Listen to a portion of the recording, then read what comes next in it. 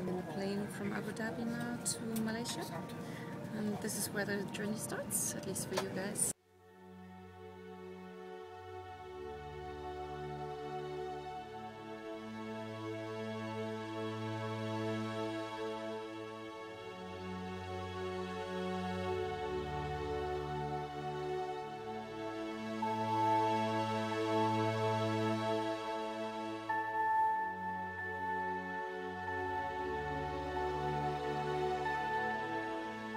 I arrived at Kota Kinabalu airport. My bag hurts as hell. Been 3 flights now, almost 2 days. I'm really tired. But most probably we'll go for the birds because it's early, and I'm very curious to meet my friends. I'm finally in Sabah with my guide Alven. Hi. Hi. We just had a trogon. Without doubt, trogons belong to the most marvelous birds there are. Colorful as tropical butterflies, confident and curious at the same time, they gracefully monitor their forest. 6 trogon species are found in Sabah alone. All but 1 species are unfortunately already categorized as near threatened, which also counts for this beautiful red-naped trogon male.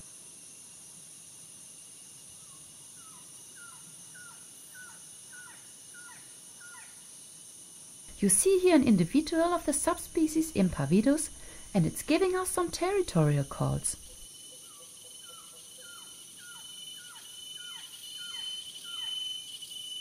Still, their curiosity will keep them not too far away from us to watch us intruders.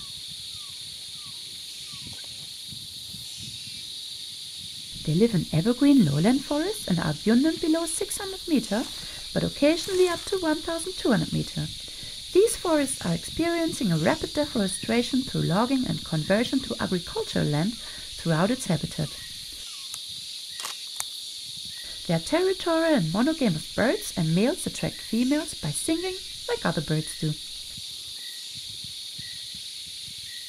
Little is known about their nesting habit.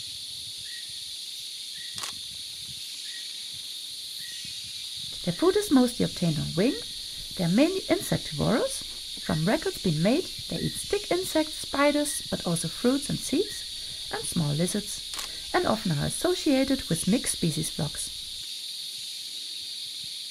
One of the trogon's habits is to turn their back to people that like to observe them, but still they will wind their head around to keep an eye on them. It might be that the birds think that they are more invisible, being watched from its dorsal side.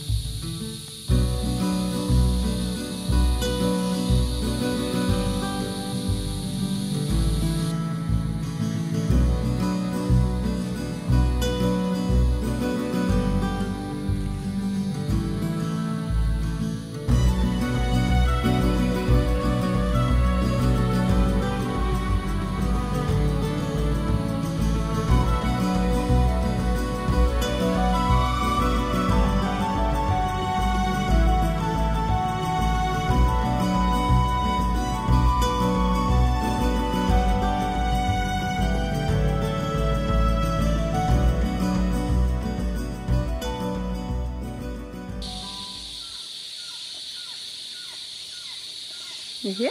The trogon is still calling, and we are still trying to make some good shots of it.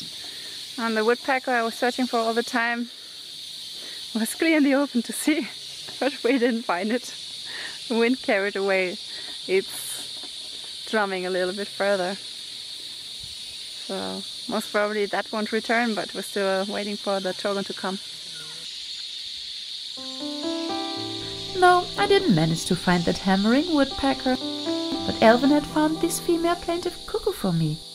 It belongs to the Bornean subspecies Cyanodes and is a fairly small cuckoo with a large range in population size. As most of the cuckoos, these cuckoos are brood parasites as well. Females favor closed nests with narrow entrances built by small passerines, such as Ioras, Brinias, Kisticolas and tailor birds.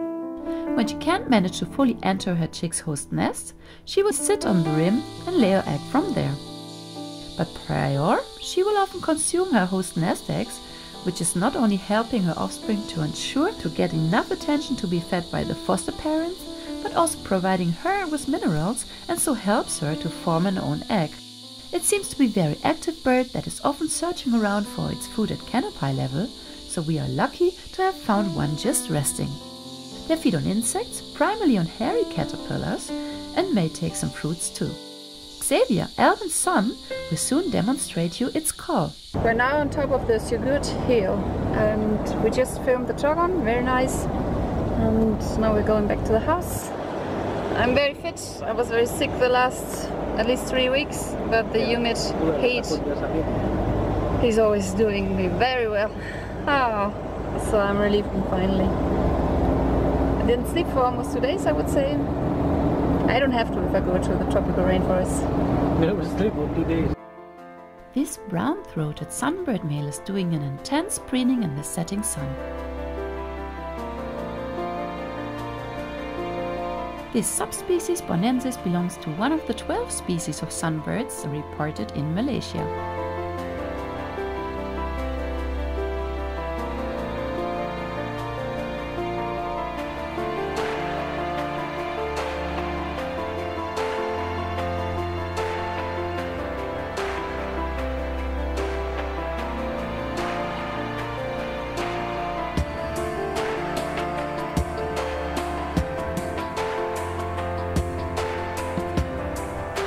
Feeds primarily on nectar, but will also take some little berries and fruits, seeds, little insects, caterpillars and spiders as well. This is day 2 of my visit to Borneo and we're on our way today. Where to, Alven? Where are we going to? We're going to Inubong, another substation for the in the hillside. So we're going to try to get some barbets and some of the like green broadbill. Okay. Because now the tree is fruiting. Ah, okay. So I think we missed the time for us to get easy to spot. Okay. And we are actually today with a little film star as well. Hello. He doesn't know yet, but will happen ever. This is Alven's son, Xavier. Introduce yourself. Hi, my name is Xavier. I live here in Tuaran. My age is 11. Haha. And you like birds? Yeah. Haha. They're kind of colorful. Okay. Are you good in shooting birds as well already? Yeah. Okay.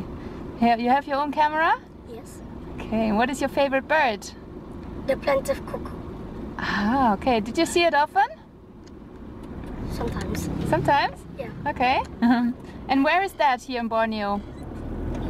Oh. That cuckoo? Oh, the cuckoo. It's at the Mount Kinabalu Park. Oh, okay. I heard you like hiking as well. Are you very sporty, right? Yeah. Haha. And you can imitate birds, right? Yeah. Okay. You learned it all from your father? Yes. Okay. So you play the plaintive cuckoo sound. Okay. So here is the plaintive cuckoos. Oh yeah, that is interesting to know. Okay.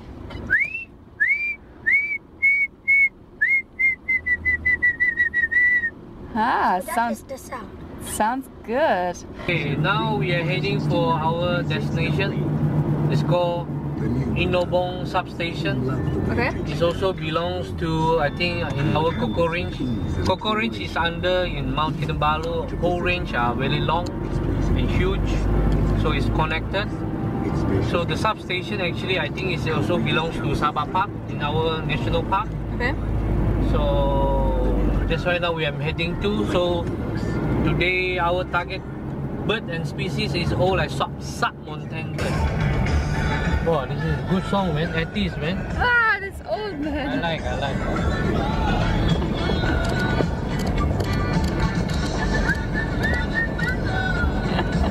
Our song, man. You would like to live here, right? Yeah, why not? Yeah. Countryside. Yeah. As long as it's got the bird. Yes. Just gotta get the visitors here. With the song, with the music.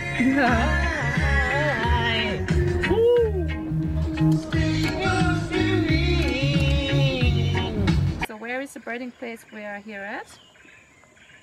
I think we now actually it's like, okay, you see the Kinabalu? Yes, Mount Kinabalu. So this is what we call is the cocoa ring, Panjaran Coco. Panjaran See? This is the Taman Panjaran Coco. Yes. So this is the connecting. This is what we call is the cocoa ring. Okay. So it's high, holding up to very far. If we show to the people, we are at the moment Okay. at this point somewhere. Yeah. Okay. So it's actually close to the water. This is a nice place for buff-rump woodpeckers as well, as we have seen. And we hear still the Argus pheasant calling. So this is our starting point a little bit. Just heard it. Can't imitate it good. You can do it better, the Argus? No, I don't think so. Can you do the Argus? Yeah. It sounds like this. Exactly. Cool. We hear it calling as well. Yeah. It's replying to your call. Yeah. And we got greatly rewarded for our long trip and being stuck in traffic jam. At least 2 pair of buff-rump woodpeckers here presented a great show for us. What I will present you now. Here we start with a male, good to recognize by its often typical red mullah stripe. The buff-rump woodpeckers are the smallest of its genus, and of course this is a subspecies called Gramithorax. It is a newly split species and fortunately seems to be still common in its large range in different countries in Southeast Asia. Woodpeckers are perfect habitat indicators. Where woodpeckers are well abundant, most of the adjacent forest is still habiting a good number of wildlife which profits from the woodpecker's nest holes. Old trees, once again, which are obtained by woodpeckers to build their nest holes in, inhabit a huge variety of insects, which again are eaten by a huge variety of birds and other wildlife. So anyhow, whenever you see a wild woodpecker, it means luck for you, the observer, and wildlife. These woodpeckers live in different forest types, like primary and secondary tropical forest, inclusive swamps and heath forest with clearings, sometimes drier forest and edge habitats, just like this one here in Inubong. They mainly feed on small arboreal ants and termites, but as long as I am filming, I only see larger ants hectically running along branches and no bird beak picking them up. Their beaks are always attached with some white food leftovers. I'm indeed able to detect that they are picking up some whitish eggs which are sticked underneath the tree leaves, but from which insects I can't tell.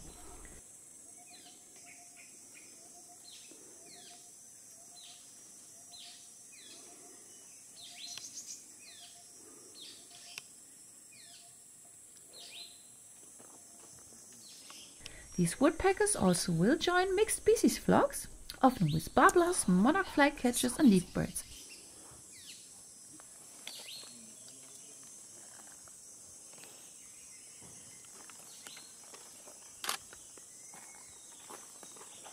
Traveling and exploring wildlife in Borneo often means the species you will find here are endemic and often also near threatened, just like this mixed color eyecatcher. This is a black and yellow broadbill, and once again it's threatened by habitat loss. It occurs in Malaysia, Indonesia, Myanmar and Thailand and can be found mainly in lowland forests up to 1,200 meters, but also secondary habitats and plantations where enough remnant tall trees are abundant. They mainly feed on insects.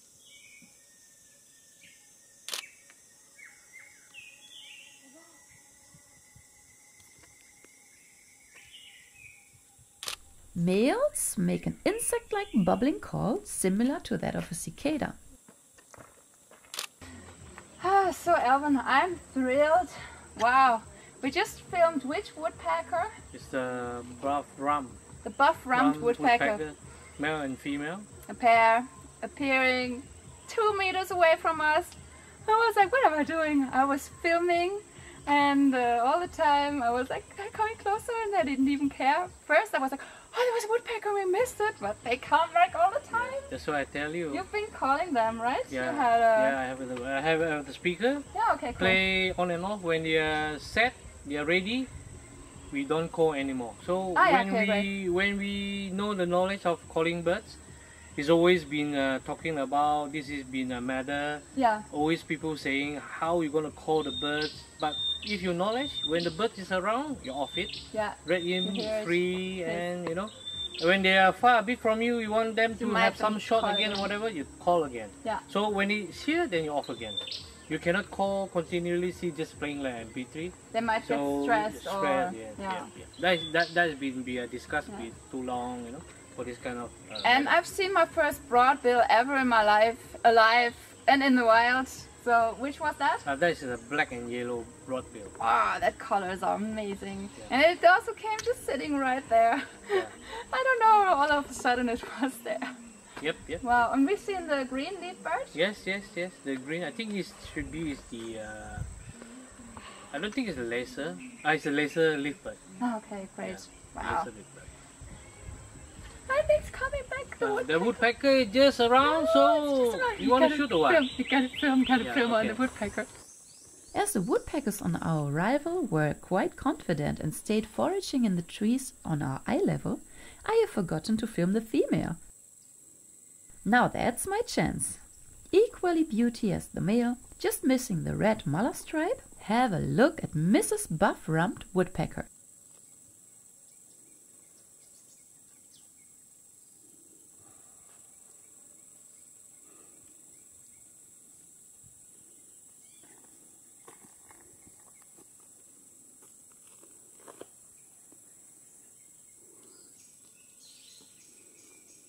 The red-eyed bulbul is a fairly common bulbul throughout its range and one of the plentiful bulbul species found here in Borneo. Yes, it's a bulbul. Check what bulbul it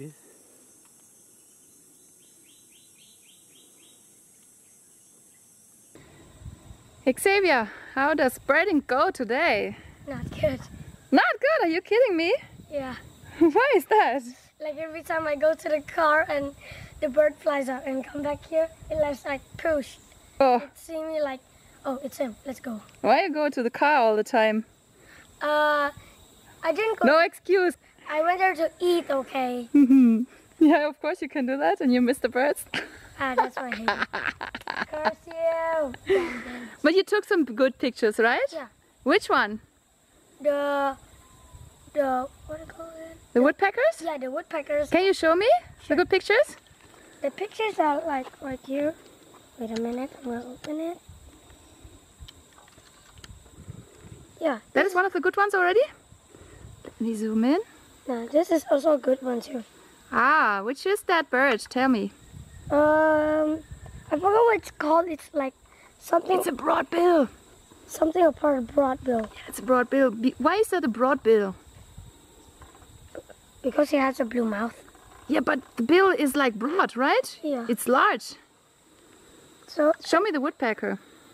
Ah, this is one of my good shots. Look how good photos he is making.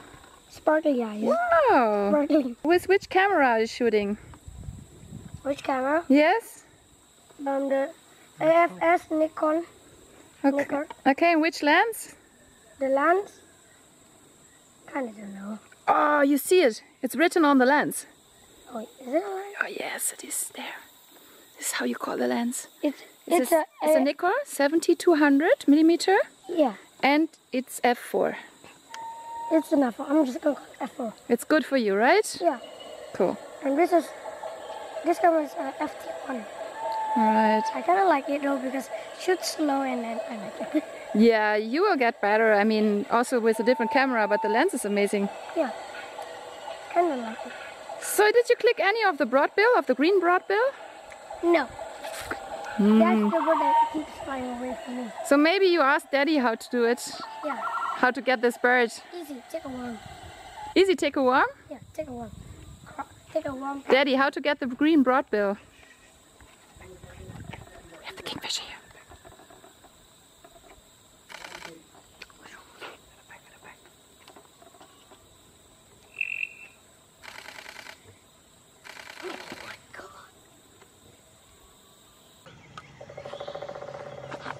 So I was able to see the amazing green broadbill. Ha! I've seen it when I was a child. I had a book where that strange bird was in, with a short bill and the feathers here and this amazing color. We have clicked male and female. I haven't managed yet to make videos. It's hopping all around in the tree to get the fruits, and I'm desperating to make videos of it. But enough is enough. Too many hours I tried to focus and capture this hectic little bird for you, which seems to be recognized by my lens only as one another green flitting leaf. I gave up. Filming this Duracell seems too hard. Alvin, for how many hours did we see the Green Broadbill now? I think at least 3 to 4 hours. That's amazing, right? Yep. Has been a long time that you haven't been here, right? Yep. I think this is my 4 years. 3-4 years ago I came. So you called some of your friends to come over because of the Broadbill.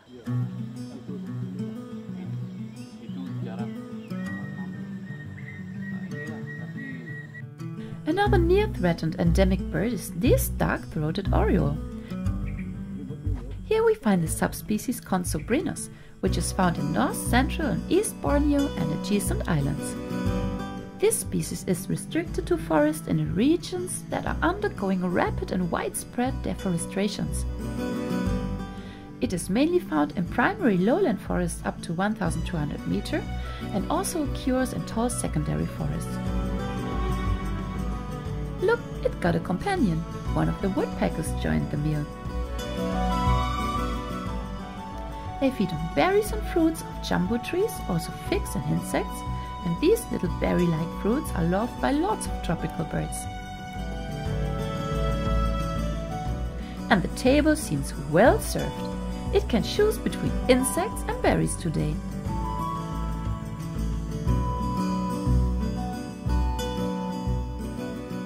Like other orioles, their songs are rich and melodiously fluty.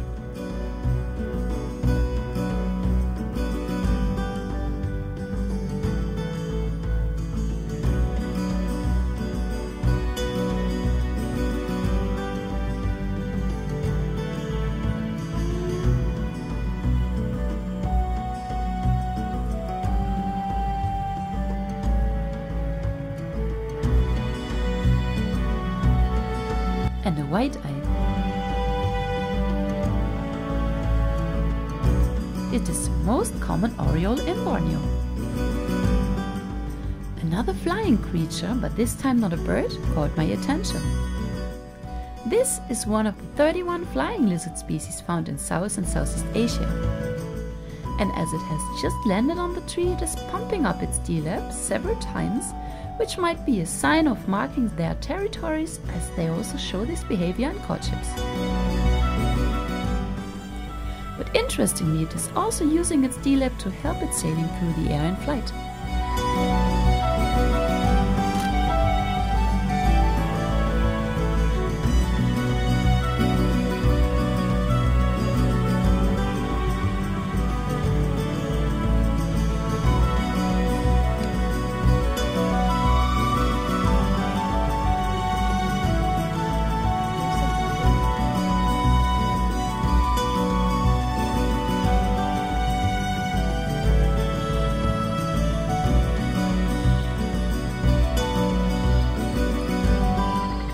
Humans needed centuries to create simple functioning constructions to fly, where these lizards are simply born with the right equipment. Sexes of these lizards are easily identified by close observation, by the color of the lower side of their wings, which is blue in males and yellow in females. Hunting can be easy for the ones that simply wait for their food to pass by. Gotcha! Yummy!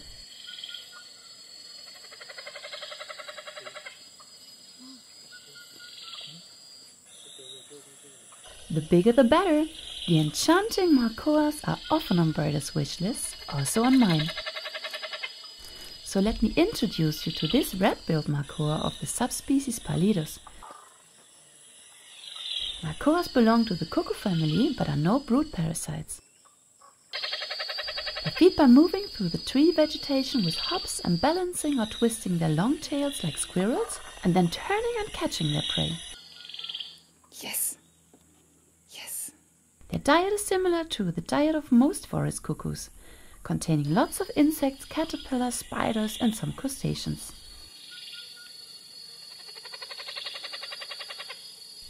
They frequent broadleaf evergreen forests, where they mainly occur in high trees, but also forest edges, secondary growths or scrubs from lowland to 1,200 meters.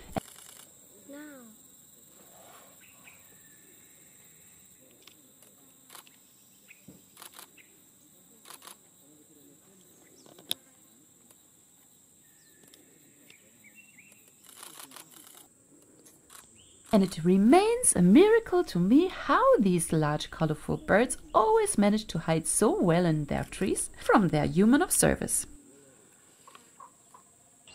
So Xavier, you have seen the Macaws as well? Yeah. And you have photographed it? Yes. Wow, that's amazing. Is it your first time that you have seen the red-billed macaw? Yeah. Have you seen any macaw at all? No. Wow. So that was a really good day to come with us, right? Yeah. Wow. And how is it actually? You want to get a bird guide as well ever, or you just like to join your daddy sometimes, or how is it going? I just like to join my daddy sometimes. Okay. What do you like so much about birds? They're very colorful and they're very fun. Like, they go there and you need to shoot it and like you keep following it. It's like playing hide and seek of shooting. Okay, so you find it very interesting actually to be able to shoot them. And once you made the click, you feel like? Happy. Happy. Like, wow. so interested. You know that you're one of the very happy kids in the world that have the accessibility to very wonderful nature and you can enjoy it. Yeah. And you even are able to click it. So Yeah. that's great. So you would actually maybe also invite some children to come to Borneo? Sure. Sure, to see the nice nature? Yeah. What else does Borneo has to offer? What are the nice animals or nice nature? Can you say some? The rafflesia, like, this is the Malaysia's national flower. Ah, the rafflesia. Yeah, I know. How not does it look national. like? How does it look? I know, but tell the people. It's red and white spotted. And how big is that? Quite big. How big? Show us. It's quite like this big. It's big, but from the ground, right? Sometimes from the ground, maybe like this big. Yeah. Or not just like this big. Okay. And does it have leaves? No, it doesn't have leaves. Yeah, there's only the big flower, Yeah, right? just the big And flower. how is the smell of the rafflesia? Stinky. Not nice, right? No, I hate it.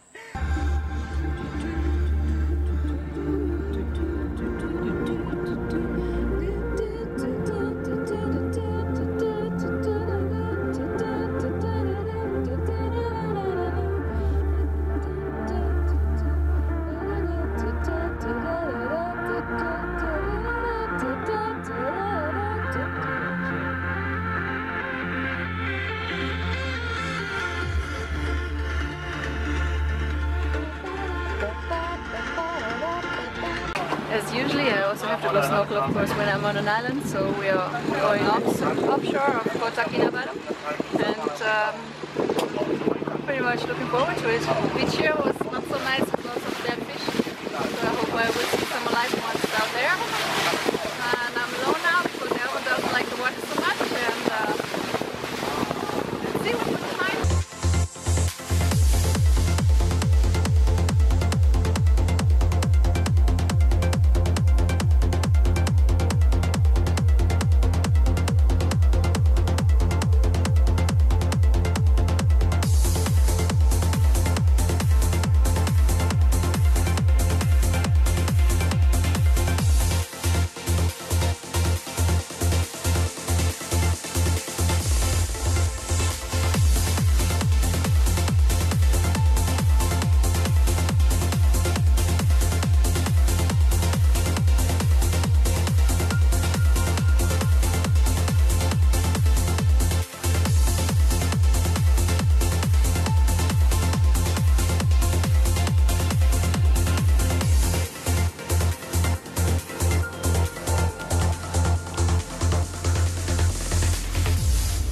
So I just filmed the monitor lizard.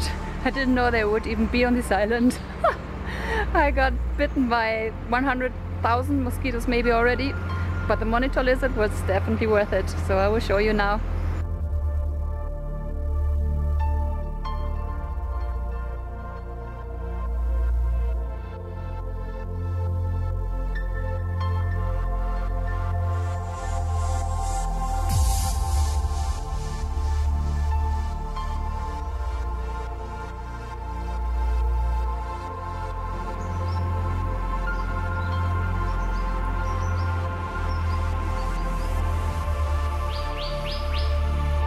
hear some birds and I want to film them. It's kind of impossible.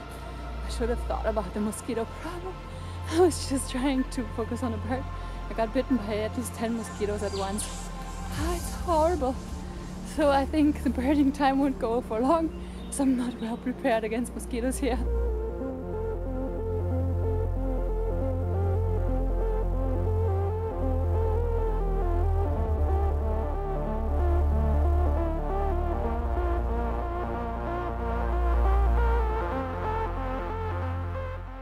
You see the yellow bittern. Yellow bittern? Yeah. Oh, I never seen that. They have a lot of these we call swamp kind of birds activity, like bitter eaglet, you know, great eaglet. And then now actually it's not the migratory season, so now only the local bird like purple swamp hen, water hen, water cock. Stabilization is so bad. So next morning, and this is day 4, we are about to leave to Mount Kinabalu. And we're packing up. Can you fix the whole car yourself? Some. Okay. Not all. You think we'll make it? Just a small traffic jam. Yep. Anyhow, you're on such a beautiful island, but there's too many cars here already. We are heading to a small town called Tampalauri. Uh-huh. So after the breakfast, then we shoot up to Mount Kinabalu National Park.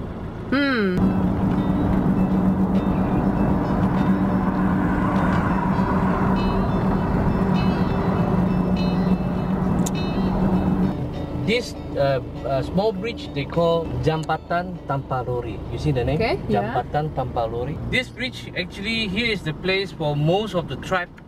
During 100 years, they are come down from all over the hill.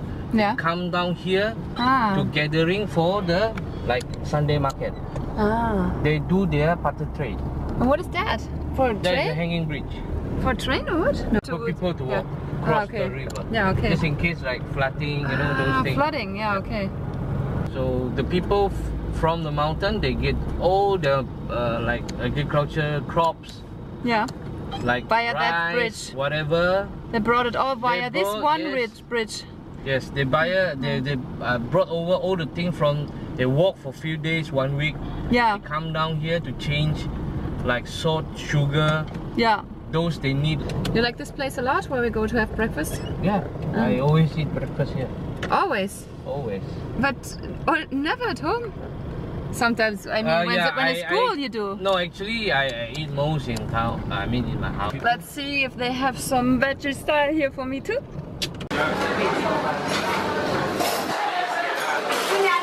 Breakfast for warm stuff. It's very strange to have warm breakfast.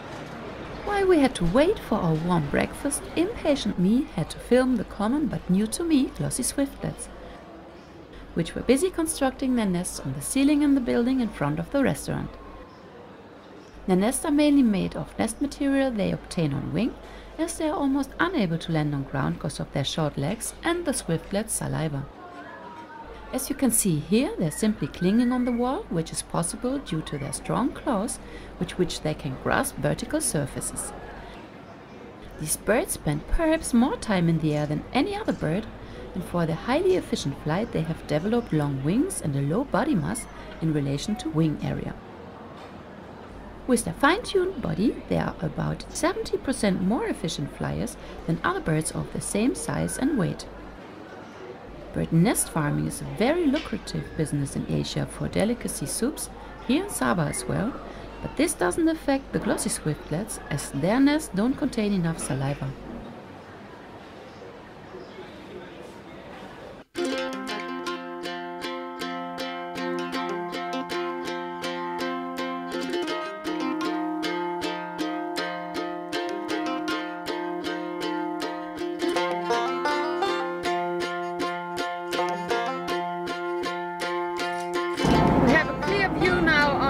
Kinabalu, which is not often happening, as Alven told me.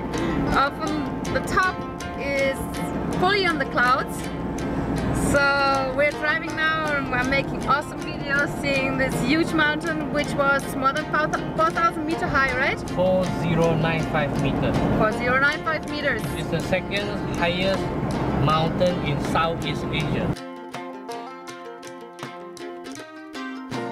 So we're having a clear view on it and... You got the luck, Tara! You got the luck! Great! A snake in a tree is never a good sign for birds. And that is what we expected to see or hear. After we filmed the gray-tailed razor snake, a huge yellow snake, maybe 2 meters of length, which we were quite impressed of, some magpie robins came loudly attacking together with some sparrows because there is one of the magpie nests high up in the tree. In the top, we've seen it looking from down, but most of the time when snakes arrive, birds can't do much and just the eggs or juveniles are lost. This is how nature goes, unfortunately. This grey or red-tailed razor snake is common in Borneo and ironically shares the same fate as the oriental magpie robins here, on which eggs or chicks it is predating. Both animal species are caught a lot to be sold as pets. This snake is mainly harvested for international pet trade but also exploited for its skin and meat in Indonesia. They are diurnal and highly arboreal and occur in primary forests where they prefer edge habitats, secondary growths, plantations and rural gardens like this one.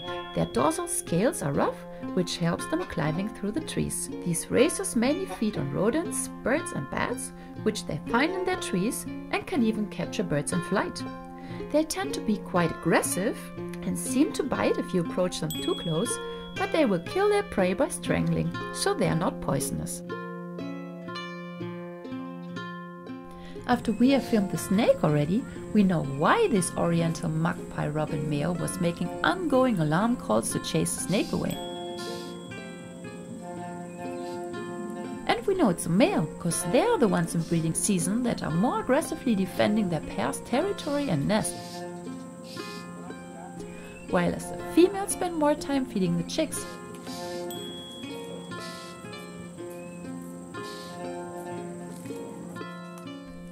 This male is from the subspecies Pluto, which occurs here in Borneo.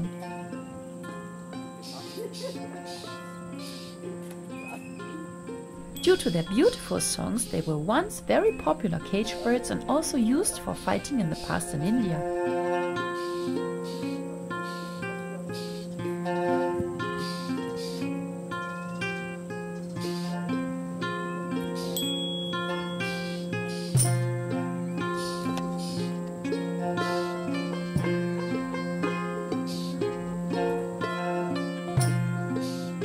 They are common birds in urban gardens as well as in forests, but usually not found in deep forest environment.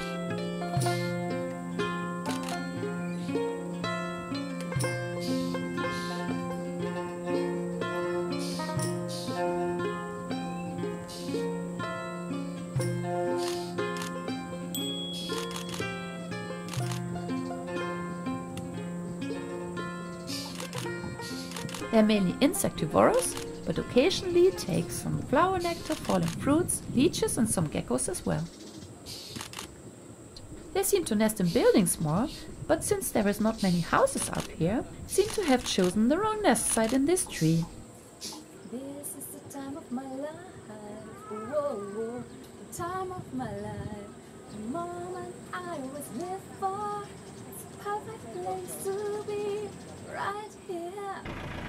Pagi. Orang.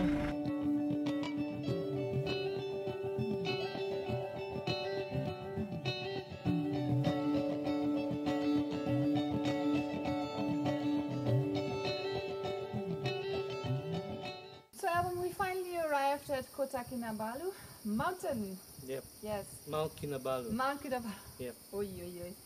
And you're here with your father today. Yeah, my father also come along with us. Yeah, your And name then is Mr. Chang. Mr. Chang. Nice to meet you. Yeah, nice to meet you. So okay, this is a site like the national park. This is our Malaysia first, we call the World Heritage Site. World Heritage Site, yes. So announced, I think maybe 5 to 6 years ago, if I'm not mistaken. just roughly guess. Yes, yes. Okay, this is our it's a mountain. Actually, the altitude is around touching 1,200 meter now. Yeah, We are it's pretty cold already. I'm Yeah. quite amazed for this very hot Yeah. island actually. So actually, Quite refreshing. from now on, we continue our birdings. So this is the site I want to bring Kara, especially. We have the most what we call all the endemic birds we can have. Okay, in Borneo itself, we got 600 over species, plus the migratory birds actually, plus another 100 plus. Bird is heaven. Yes, so it's all together is 700 over species. Yeah. So the endemic of the birds of Borneo Yeah. itself is 60 species. Yeah. So here in the mountain, I think mountain side we have roughly counted like 18 to 20 almost. Okay, great. Endemic of Borneo. Yes. Okay, the able to see actually is the Bornean trip.I. Oh, nice. Okay, the Bornean short-tailed magpie. Okay. The another one actually is I think it's a hooded laughing thrush. Oh, okay. Another Bornean whistling thrush. So Thrushes are very nice. Thrushes, yes. And then some of them, the pheasants, they're red-headed and crimson-breasted pheasant. The Hopefully- fireback. No, it's not the pheasant. Sorry, I make a collection. So actually, it's a partridge. Oh, the partridges. Yeah, Well, they are the most difficult to see actually, but Yeah. well, let's see. And then some of the small tiny birds like the black-cap. We tell a bit of story about sadness. Actually, we get an earthquake last year. That's the time it hit. I think somewhere in maybe March or April. Yes. They were hitting about the earthquake is around 6.1 Richter scale. So that is the sad time. Then we kill almost all are actually the students. Oh, there They're from some students Singapore. came from Yes, Singapore. for the holiday. Yes, from Singapore. They were They call hiking there. they climb Mount Kinabalu. So this is their yearly event. So every year they come. So the sadness actually is hit around 7 o'clock in the morning. So when they hit, then the rock is fall down. So the rock will damage them. And do you remember something of this in the past, or it happened like a long time ago? Only? No. Okay. This is I think maybe recorded is the strongest and what we are recorded. And actually during the last time previous I think is maybe mild like 3 something, 4 something Richter scale. So actually, it's pretty safe to come here and also Yeah, to climb on Mount Yep. Kinabalu. Yeah. Now actually it's open up. So Yeah. they're making a new trail. So people still climbing now. Great. What about you and birding? You got into this hobby just recently, is that correct? Yep. Yeah. That's Yes? right. Like how many years you are birding now? Only 2 years. 2 years, yes. He was kind of affecting you, or? Yeah. You teach you. Yeah, Teach me. it even teach you. Wow. I think Kara, this time I think you first time to try, right? With the bird guides, with the son and father. Yes, that's true. Oh. I already had son and father, but Yeah. father and son, so Yeah. little. And the little son was also teaching the little father. And now we have the little bigger father. The son is teaching again. Okay. We want to actually show you where we are at the moment. I get the map. This is the place. Now we are actually also in the Kota range. So this is the second highest mountain in Southeast Asia.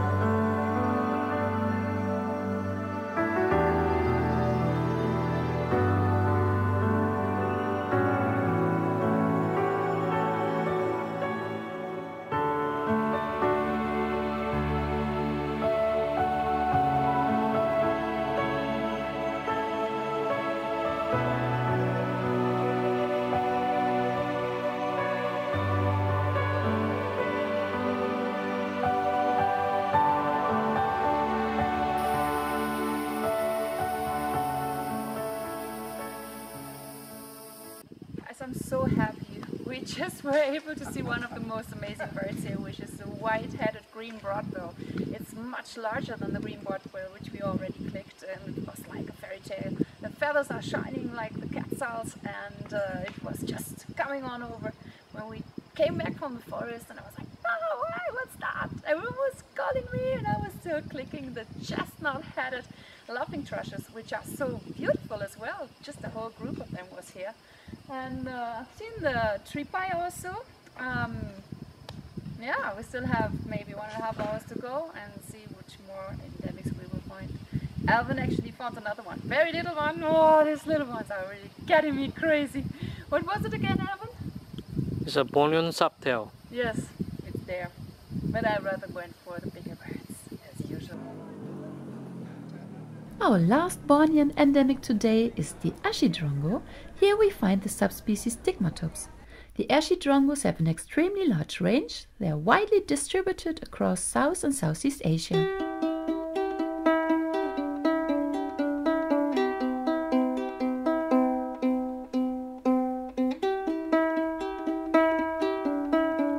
You will often see them at dusk or dawn sitting on electricity cables, from where they observe their flying insects on which they prey on, and they catch them as quickly and in the manner as most bee-eaters or flycatchers do, by making quick aerial sallies.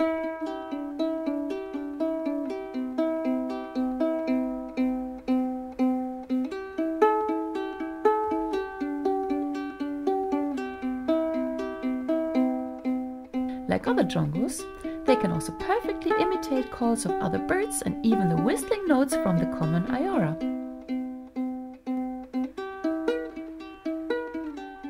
These prominent birds are quite fearless and aggressive as well, and will attack larger birds when these approach their nests. Other small birds profit from this by building their nests close in vicinity to the drongo's nests.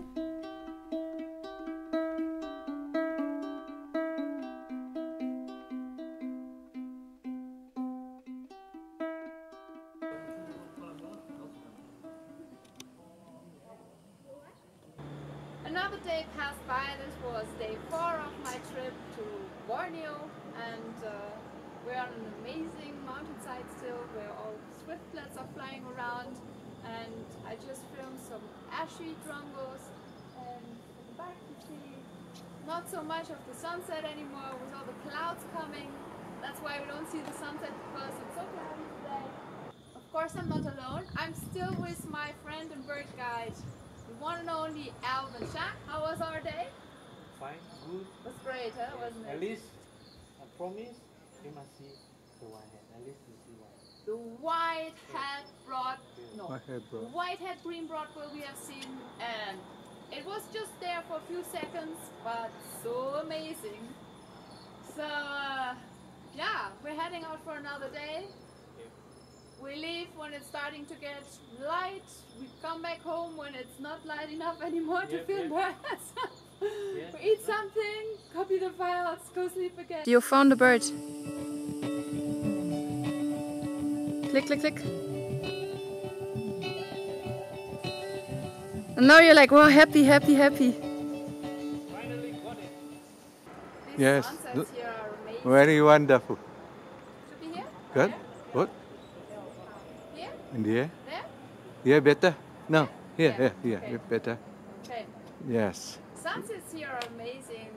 We're up on the mountain still. Very nice.